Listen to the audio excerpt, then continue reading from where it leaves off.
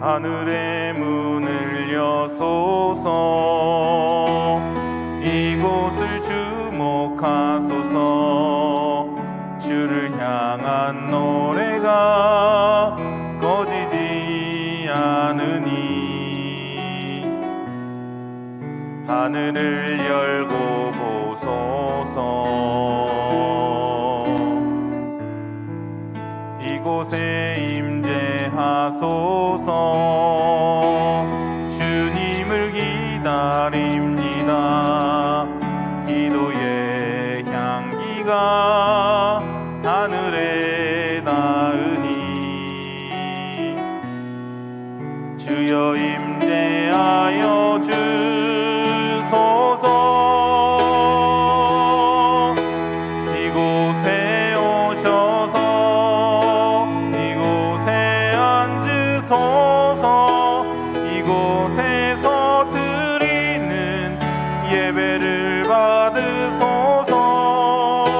주님의 이름이 주님의 이름만이 오직 주의 이름만 이곳에 있습니다. 주를 찾는 자는 다 주 안에서 즐거워하고 기뻐하게 하시며 주의 구원을 사랑하는 자는 항상 말하기를 여호와는 위대하시다 하게 하소서. 아멘. 사도신경으로 우리의 흔들리지 않는 신앙을 고백합니다. 전능하사 천지를 만드신 하나님 아버지를 내가 믿사오며 그 외아들 우리 주 예수 그리스도를 믿사오니 이는 성령으로 잉태하사 동정녀 마리아에게 나시고 본디오 빌라도에게 고난을 받으사 십자가에 못 박혀 죽으시고 장사한 지 사흘 만에 죽은 자 가운데서 다시 살아나시며 하늘에 오르사 전능하신 하나님 우편에 앉아 계시다가 저리로서 산자와 죽은 자를 심판하러 오시리라.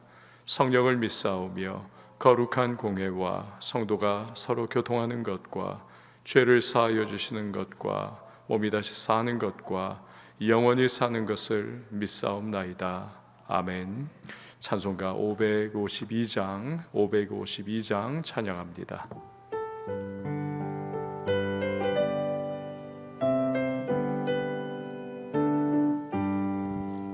아침 해가 돋을 때 만물 신선하여라.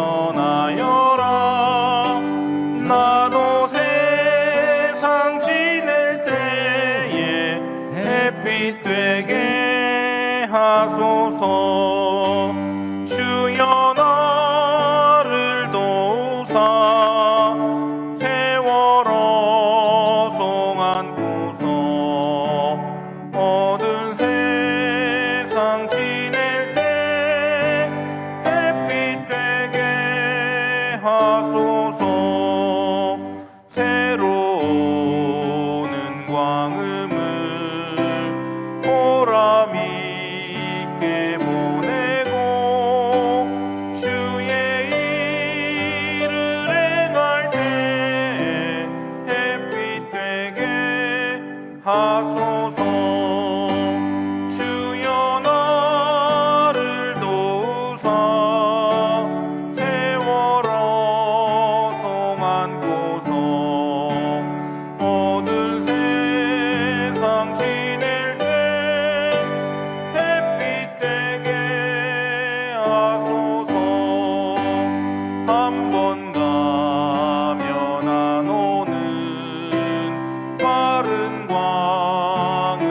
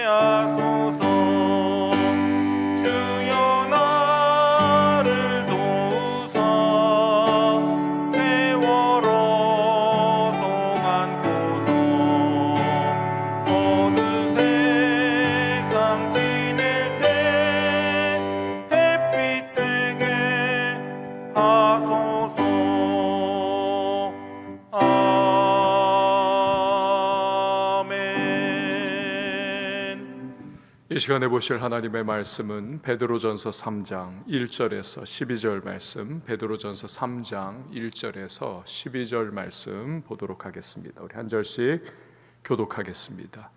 아내들아, 이와 같이 자기 남편에게 순종하라. 이는 혹 말씀을 순종하지 않는 자라도 말로 말미암지 않고 그 아내의 행실로 말미암아 구원을 받게 하려 함이니, 너희의 두려워하며 정결한 행실을 봄이라.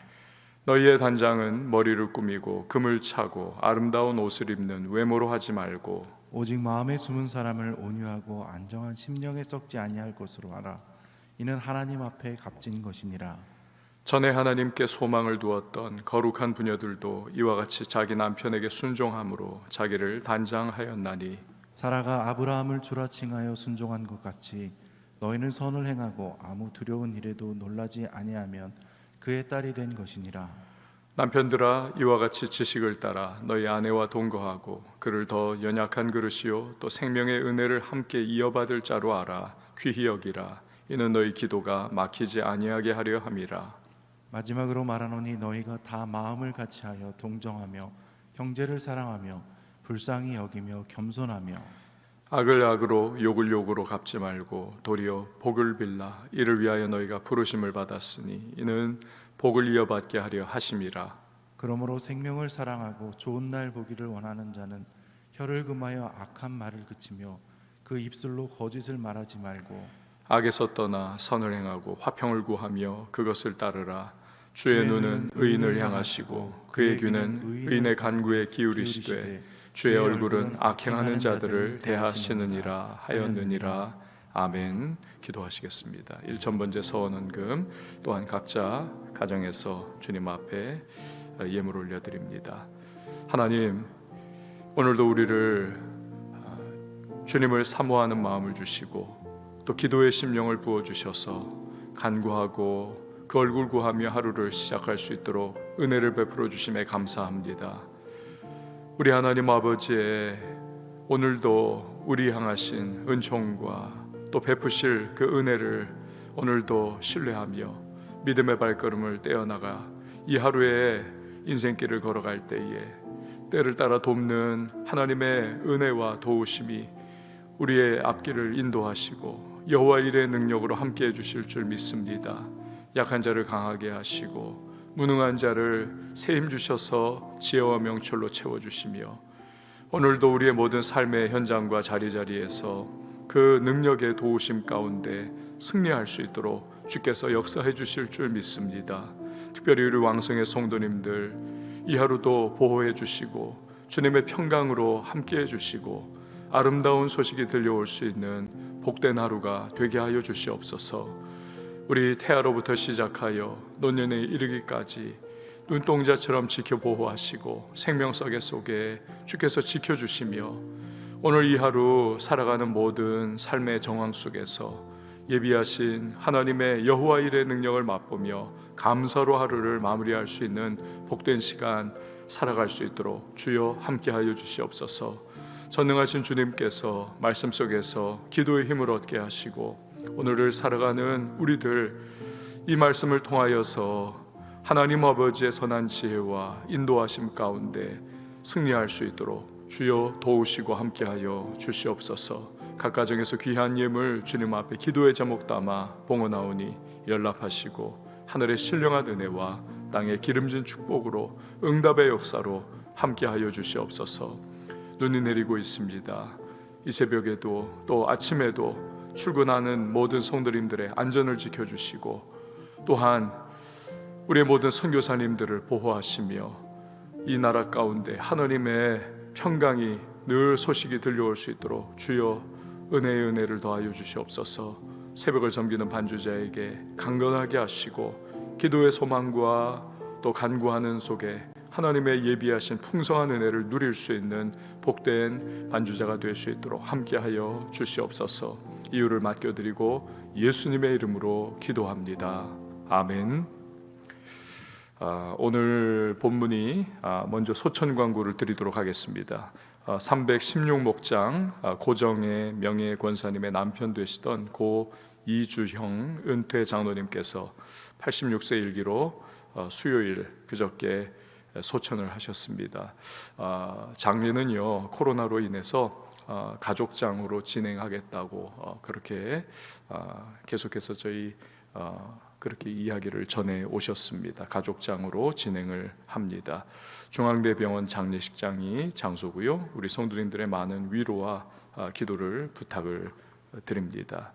자, 오늘 본문이 기록된 고대 사회에는 여성에 대한 사회적인 배려나 존중이 희박한 그러한 시대였습니다. 로마 제국에서는 심지어 어린 여자 아기가 태어나면 여자 아기는 그냥 동네 개울이라든지 하수도 이런 쪽에다가 내다 버리는 일이 다반사였습니다. 전투력이라든지 어떤 노동력 차원에서 많이 이게 저하가 된다, 그러한 의미였죠. 이러한 사회 분위기 가운데에 당연히 가정에서도 이 여성에 대한 배려 아주 낮았습니다. 더 큰 문제는 믿는 여자가 불신자 남편과의 관계에서 가지는 갈등, 이것이 아주 극심했던 거지요. 일단 사회적으로 기독교에 대한 적대감과 오해가 아주 팽배했습니다. 예를 들어 기독교는 사회의 암적인 세력이다, 은밀히 자기들끼리 모여가지고 예배하는 저 모양새가 꼭 무슨 테러를 모의하는 집단이 아니냐라고 하는 그러한 오해를 참 많이 받았었습니다. 자기들끼리만 모이는 비밀스러운 그러한 집단이다. 남편들은 자기 아내가 기독교인이 되면은 또한 남편들에게 충실하지 않게 된다라고 그렇게 또 오해를 했습니다. 그러니까 남편들이 아내가 예수를 믿게 돼서 기독교인이 되면 아주 극심하게 반발을 하면서 어떻게 해서든지 다시 신앙을 포기하게 만들려고 그렇게 무진 애를 썼습니다. 오늘 본문은 이런 사회 분위기 속에서 살아가고 있는 크리스천 여성들에게, 특별히 부인들에게 주시는 그러한 말씀으로 시작을 합니다. 1절에서 2절 말씀을 보시기를 바랍니다.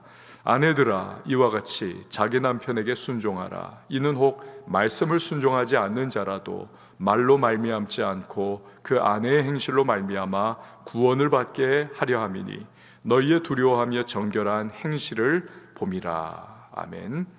일단 핵심은 남편에게 순종하라는 거지요. 그런데 아내들에 대한 이 1절과 2절의 본문의 말씀을 이와 같이라고 시작을 합니다. 이와 같이.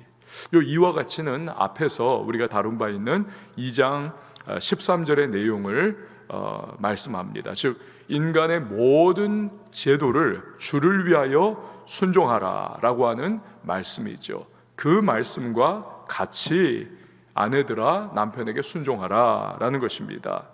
다시 말하면 이 베드로 사도는 아내가 열등한 존재라든지 지적으로 남편에 비해서 수준이 낮다든지 뭔가 능력이 부족해서가 아니라 주님이 세우신 창조의 질서, 그 가정의 질서를 존중하는 마음으로 남편에게 순종하라는 겁니다.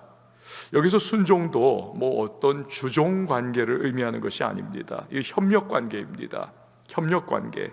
그런 식으로 아내가 남편을 하나님을 생각하면서 존중해 줄 때, 순종해 줄 때, 그 어떤 말로도 어떤 입씨름으로 예수 믿어야 한다, 믿어야 된다 이러면서 입씨름으로도 돌아서지 않던 남편의 마음이 이 하나님을, 아내를 보니까 이 아내가 하나님을 경외해요.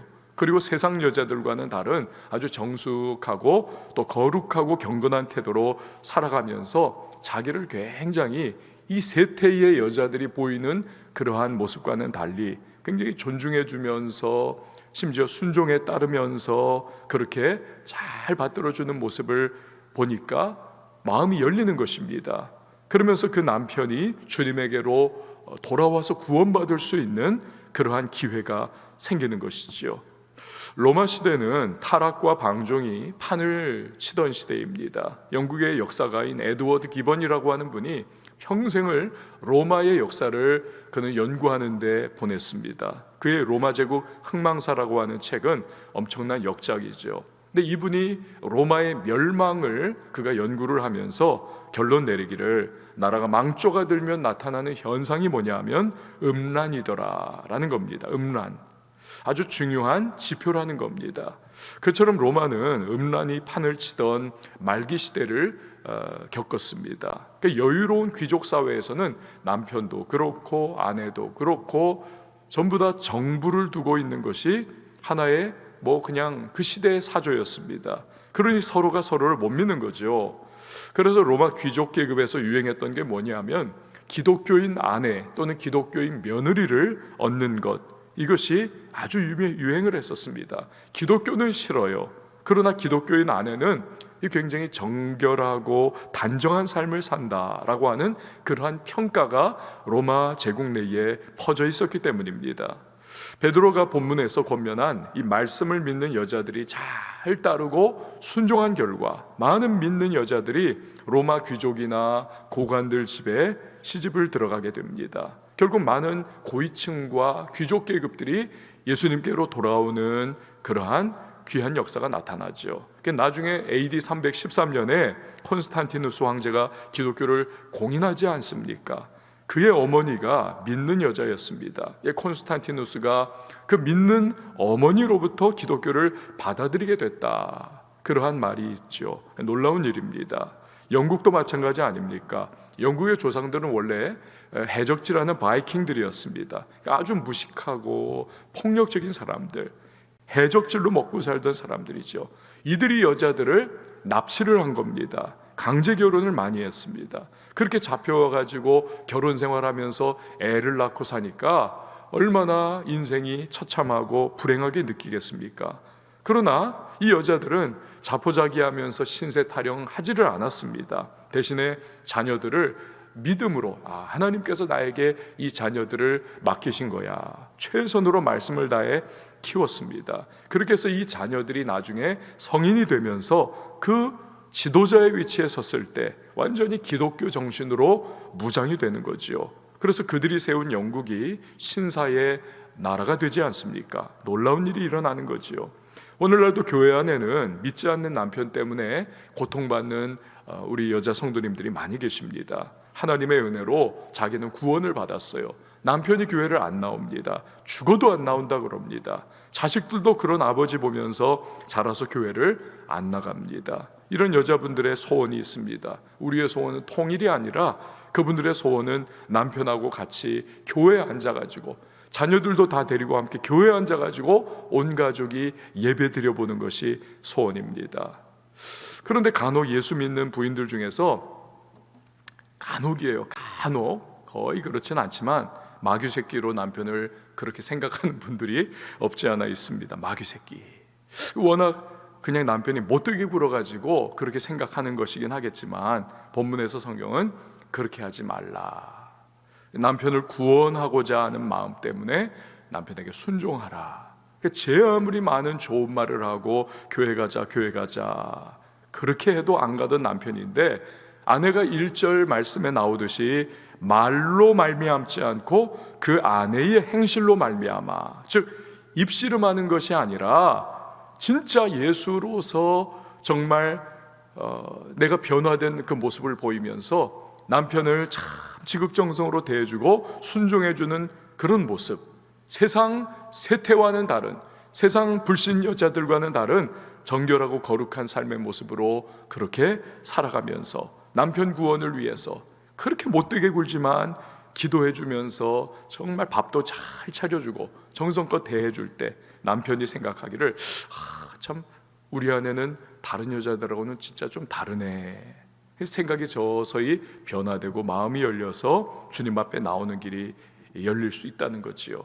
3절과 4절 말씀을 또한 보시기를 바라요. 3절 4절에 너희의 단장은 머리를 꾸미고 금을 차고 아름다운 옷을 입는 외모로 하지 말고 오직 마음에 숨은 사람을 온유하고 안정한 심령의 썩지 아니할 것으로 하라. 이는 하나님 앞에 값진 것이니라. 베드로전서가 쓰여질 당시에 교회 안에는 다양한 계층이 있었습니다. 노예 계층이 많았지요. 로마 제국에는 어떻습니까? 노예가 아주 2배 이상 많은 그러한 인구 비례를 가지고 있었습니다. 귀족 계급도 있었죠. 남녀노소 다 그렇게 있었습니다. 근데 귀족 여성들은 아주 화려한 옷을 입고 금붙이로 치장을 하고 그렇게 화장도 굉장히 세련되게 하고, 반면에 노예 출신들은 아주 빈천한 모습으로 쭈그러져서 앉아서 그렇게 위축된 모습, 너무 비교가 되는 겁니다. 위화감이 작동을 하는 거죠. 그러니까 베드로는 그 부분을 지적하는 겁니다. 어떤 단장을 할 것인가. 먼저 단장이라고 하는 헬라어는 코스모스가 아닙니까? 헬라어로 코스모스. 예전에 여러분 기억나세요? 한때 칼 세이건이 쓴 코스모스라고 하는 이렇게 두꺼운 책이 저도 하나 있는데 굉장히 유행을 했던 그러한 때가 있었습니다. 우주라고 하는 그러한 의미죠. 오늘날에는 우주인데 이 헬라어가 쓰여졌을 당시 코스모스는 질서라고 하는 뜻을 가지고 있습니다. 질서, 코스모스. 여기서 코스메틱스, 즉 화장품이라고 하는 그러한 단어가 파생을 하죠. 그러니까 화장품은 이 무질서하고 혼란스러운 얼굴에 질서를 만들어주는 아주 좋은 물건입니다. 그러니까 어느 정도 적당히 사용하는 것이 필요하죠. 문제는 지나친 것입니다. 지나친 것. 3절에서도 그걸 의미하는 거죠. 외모로 승부하려고 하는 식의 그러한 태도는 안 된다라는 겁니다. 대신에 어떻게 하라? 4절에 나오듯이 속마음이 온유하고 안정된 심령을 가지는 내면의 아름다움을 추구하라 라는 것입니다. 내면의 아름다움. 그러니까 하나님은 외모가 아니라 중심을 보시지 않습니까? 그런 하나님 앞에서 그렇게 자신을 단장하라, 내면을 단장하라. 그러면서 베드로는 예를 들지 않습니까? 믿음의 조상 아브라함의 부인 사라의 경우를 예로 듭니다. 5절과 6절 말씀 보세요. 전에 하나님께 소망을 두었던 거룩한 부녀들도 이와 같이 자기 남편에게 순종함으로 자기를 단장하였나니 사라가 아브라함을 주라 칭하여 순종한 것 같이 너희는 선을 행하고 아무 두려운 일에도 놀라지 아니하면 그의 딸이 된 것이니라. 아멘. 사라는 당시 여자들과는 다르게 남편을 심지어 주여라고 부르면서 순종을 했다는 겁니다. 즉 당대의 여느 여자들의 모습과는 달리 하나님이 가정에 부여하신 그 질서를 따르면서 남편에게 순종했다. 이것은 내면의 아름다움이 그대로 투영되는 모습이지요. 남편에 대해서 존중하는 마음이 없고 아주 그냥 아이고 참 내가 저 따위를 남편으로 두고 있네, 주여라고 하는 말이 나올 수가 없는 거지요. 그 아름다운 내면이 그대로 하나님의 그 가정에 세우신 질서를 순종하는 모습 가운데에 그것이 나왔다는 겁니다. 그럴 때에 사라는 남편과 함께 믿음의 어머니 되는 거죠. 그 이름이 또 바뀌지 않습니까? 사레, 공주라고 하는 뜻입니다. 그러니까 변화받기 전에 사레는 공주병이 좀 반영이 되는 그러한 모습이 아닐까 생각도 좀 들어요, 분위기상. 그러나 이름이 어떻게 바뀝니까? 사라, 열국의 어머니. 그러니까 이런 사라처럼 예수 믿는 여성들이 선한 행동을 하면서 또 아무 일에도 놀라지 않는다. 즉 불신 남편이 방해를 하고 불신 남편이 난폭하게 굴어도 거기에 대해서 놀라지 않으면, 이 위축당해가지고 그냥 그러지 않으면 하나님 때문에 그런 거죠. 주님이 내 안에 계시다. 그래서 마음이 담대하고 또 마음이 평안한 겁니다. 그러면 하나님이 기뻐하시는 이 사라와 같은 그러한 후예가 된다, 딸이 된다라고 하는 겁니다. 베드로는 이제 먼저는 아내에 대해서 말씀한 이후에 남편에 대해서도 이제 말씀을 이어가고 있습니다. 7절 말씀, 우리 가정에서도 지금 남편분들이 또 이 말씀 듣고 있을 텐데 특별히 남편분들 같이 한번 읽어보도록 하겠습니다. 시작. 남편들아 이와 같이 지식을 따라 너희 아내와 동거하고 그를 더 연약한 그릇이요 또 생명의 은혜를 함께 이어받을 자로 알아 귀히 여기라. 이는 너희 기도가 막히지 아니하게 하려 함이라. 아멘. 아까 아내 부분에 대해서 은근히 미소를 띠면서 어쩌면 남편분들이 들었을 텐데 이제는 남편에 대한 말씀이죠. 지식을 따라 아내와 동거하라. 지식을 따라. 여기서 지식을 따라라고 하는 말은 하나님의 뜻이 무엇일지에 대한 통찰력으로 가지고 분별하며 아내를 대하라라는 것입니다. 아내를 세상 기준으로 바라보지 말라는 거지요. 대신에 하나님께서 이 아내를 어떻게 생각하실지에 대하여 그렇게 바라보면서 기준 삼고 귀하게 여기라. 하나님의 형상을 품은 귀한 존재다, 그렇게 생각을 하는 겁니다. 귀하게 여겨라. 이건 앞에서도 말씀드렸듯 그 당시에 로마 제국의 문화에 또 이 부분이 연결이 된 부분이죠. 처음 말씀드렸듯 여자아이가 태어나면 그냥 하수구에 던져버리는 이러한 막가파적인 그러한 로마 여성에 대한 문화, 존중이 없는 그러한 문화, 심지어 유대인 문화도 그렇지 않습니까? 유대인들은 아침에 태어나면 3가지 감사의 기도를 드렸다 하지 않습니까? 하나님, 내가 짐승으로 태어나지 않은 것을 감사합니다. 하나님, 내가 종으로 태어나지 않은 것 감사합니다. 하나님, 내가 여자로 태어나지 않은 것 감사합니다. 요즘 같으면 돌맞을 그러한 기도를 한 거죠. 겁없는. 그러나 그 당시의 문화가 그랬던 것이죠. 그러니까 엄청난 지금 문화적인 충격을 주는 말씀을 베드로 사도가, 그 역시도 유대인인데 이렇게 성령의 감화감동 가운데 기록을 하고 있는 겁니다. 그러니 남편이 아내를 어떻게 바라보고 대해야 하는지 그 정도의 심각하게 강조의 말씀을 남편들에게 주고 계시는 거죠. 또한 아내를 연약한 그릇이다, 즉 육체적으로 남편보다 힘이 약하지 않습니까? 금방 깨지기 쉬운 연약한 그릇, 상처 입기 쉬운 그릇, 그러니까 귀하게 여기면서 잘 보살피면서 도우라. 남편들이 우리가 회개할 일이 참 많은 것 같습니다. 아침부터. 또한 생명의 은혜를 함께 이어받을 존재다, 즉 부부는 하나이기 때문에 영생의 상급을 함께 누릴 존재다. 귀하게 대하라. 그럴 때 기도가 막히지 않게 하려 함이라. 기도가 막히지 않는다는 것은 2가지의 의미를 가지고 있습니다. 첫 번째는 마태복음 18장 20절에서 2-3 사람이 내 이름으로 구할 때 내가 그곳에 함께 임하겠다. 그러므로 남편과 아내 둘이 기도하면 그 가정에 주님이 함께 하시는데, 아내가 남편이 자꾸 괴롭힙니다, 막대합니다. 그래서 아내의 마음이 상합니다. 그래서 아내가 기도가 막혀버려요. 당연히 그러면 남편의 그 기도, 그거 역시도 막혀버리는 거죠. 하나님이 임하시지 못하는 가정, 엄청난 큰 손실을 영적으로 받는 것입니다. 2번째로 아내를 막대하면 남편 자신의 그 심령이 완악해져 있기 때문에 당연히 기도줄이 잡히지를 않는 것이죠. 그러니 아내를 귀하게 여기면서 늘 함께 부부가 하나의 마음으로 간구하며 주님의 은혜를 구할 때 영적인 유익과 복이 그 가정에 물 붓듯 기름 붓듯 임하는 것입니다. 그러니까 남편들이 꼭 귀 기울여 드려야 할 말씀이라 하지 않을 수가 없는 것입니다. 아내를 귀하게 대한다는 것은 우리 가정에 하나님의 은혜와 축복이 임하느냐 그렇지 않느냐, 이걸 결정지을 수 있는 아주 중대한 문제다라는 것입니다. 이제 베드로는 가정, 즉 남편과 아내 모두에게 말씀을 주고 있습니다. 8절과 9절 말씀을 보세요. 마지막으로 말하노니 너희가 다 마음을 같이하여 동정하며 형제를 사랑하며 불쌍히 여기며 겸손하며 악을 악으로 욕을 욕으로 갚지 말고 도리어 복을 빌라. 이를 위하여 너희가 부르심을 받았으니 이는 복을 이어받게 하려 하심이라. 아멘. 말 그대로 다른 사람에 대해서 그 사람이 하는 그대로 대해주거나 갚아주려고 하지 말라는 겁니다. 도리어 복을 빌라. 여기서 도리어 복을 빌라라고 말씀하시는 걸 보면 이건 우리의 본래적인 본성으로는 이건 참 어렵다는 거지요.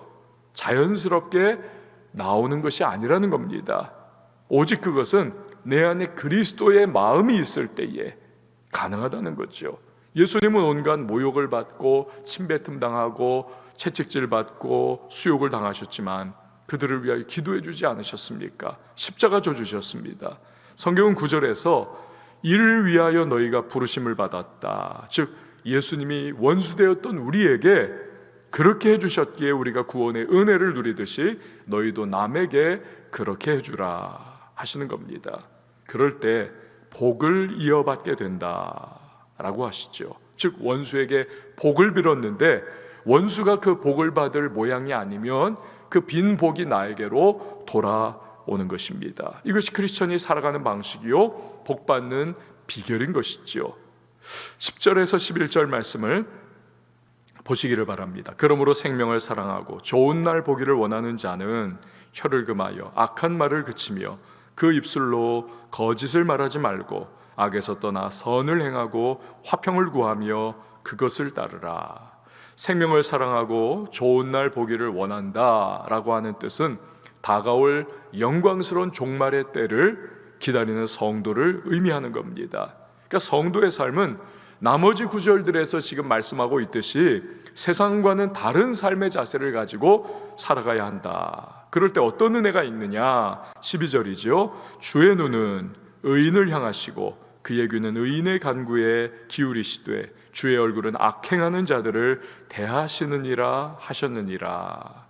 종말의 때에 악행하는 자에게 진노의 얼굴로 하나님이 대하시지만 성도의 바른 삶을, 그 거룩한 말씀을 따라 살아가는 삶을 살던 자에게는 자비의 눈길로 바라보시면서 또 그 간구에 귀를 기울여 주신다. 한마디로 은혜가 있다는 것입니다. 사랑하는 여러분, 오늘 새로운 하루가 이렇게 시작이 되었습니다. 여러분 가정의 모습은 과연 어떻습니까? 아내는 아내대로, 남편은 남편대로 서로를 향해서 사랑과 헌신과 섬김으로 우리가 가정을 그렇게 또 가꾸어가고 다스려가고 다듬어가고 아름답게 만들어 가야만 하겠습니다. 우리 안에 주님이 함께하고 계십니다. 서로를 존중하면서 순종하고 참 존귀하게 여기면서 가정에 하나님의 은혜의 풍성함이 임할 수 있기를 바랍니다. 우리 가정에 하나님의 강물과 같은 그러한 은혜와 축복이 임할 수 있기를 바랍니다. 또 주변에 복을 빌어주면서 하나님의 성품을 담아갈 수 있는 저와 여러분이 될 수 있기를 주님의 이름으로 축원을 드립니다. 우리 시간에 함께 찬양하시고 기도하도록 하겠습니다. 원하고 바라고 기도합니다.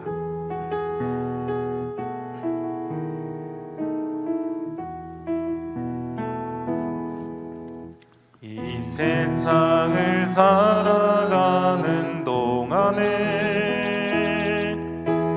나의 힘을 의지할 수 없으니 기도하고 낙심하지 말 것은 주께서 참 소망이 되심이라. 하나님의 꿈이 나의 비전이 되고 예수님의 성품이 나의 인격이 되고 성령님의 권능이 나의 능력이 되길 원하고 바라고 기도합니다. 주의 길을 걸어가는 동안에 세상의 것 의지할 수 없으니 감사하고 낙심하지 말 것은 주께서 참 기쁨이 되심이라. 하나님의 꿈이 나의 비전이 되고 예수님의 성품이 나의 인격이 되고 성령님의 권능이 나의 능력이 되길 원하고 바라고 기도합니다. 우리가 이 시간에 함께 기도하며 나갈 때에 우리 가정을 위하여 여러분 특별히 기도해 주시기를 바랍니다. 우리 가정에 하나님의 은혜의 강물이 흐르게 하여 주옵소서. 믿지 않는 가족 식구들, 나의 주님의 말씀 따라 정말 사랑하고 존중하고 또 위하면서 기도할 때에 마음이 열리게 하시고 복음의 씨앗이 심기게 하시고 우리 온 가정이 예수 믿는 하나님 그러한 복된 가정으로 변화될 수 있도록 하나님 조속히 그런 일이 지금 당장 이루어지지 않고 답답한 현실이 계속된다 할지라도 포기하거나 낙심하지 않고 기도하면서 우리 자녀를 위하여, 남편을 위하여, 아내를 위하여, 또 부모를 위하여 간구하면서 아름다운 주님의 능력의 역사가 우리 가족 식구들에게 일어나 우리 가족들 주님 앞에 나오는 역사 나타날 수 있도록 은혜를 베풀어 달라고, 오늘도 사랑과 헌신과 섬김으로 우리 가족들을 잘 섬길 수 있도록 도와달라고, 또한 우리 주변에 복을 빌어주면서 하나님의 성품을 닮아갈 수 있는 우리 모두가 될 수 있기를 위하여 기도하시고요. 가져가 나온 기도의 제목 간구의 소망을 주님 앞에 아를 때에 교회를 위해서 기도해 주시고, 우리 또 시대와 나라와 민족을 위해서 기도해 주시고, 우리 선교사님들과 열방을 위해서도 기도하며 나갈 때에 우리 각 가정에서 한번 두 손 높이 들고 우리 주님의 이름 한번 외치고 자유하게 기도합니다.